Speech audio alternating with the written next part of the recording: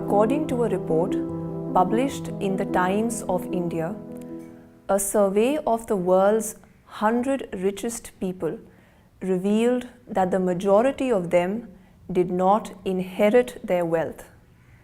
73% of them were self-made. Of these, 18% had no college education and 36% were the children of poor parents. How is it that people who were born into poor families, many of whom did not receive any higher formal education, were able to amass such wealth, and that too with no help from the government or any organization? The answer is through their own efforts. This illustrates a basic principle of nature. That is, deprivation is not just a lack of something.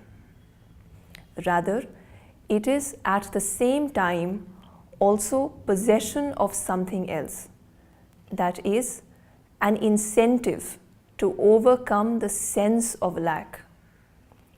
A person who considers himself to be deprived of or lacking something develops a strong motivation to make efforts to acquire that which he thinks he is deprived of or lacks.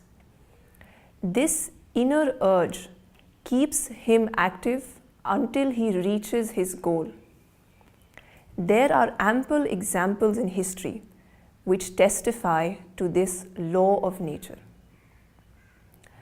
Therefore, to succeed in anything, it is not favorable conditions that are crucial, as is this inner motivation.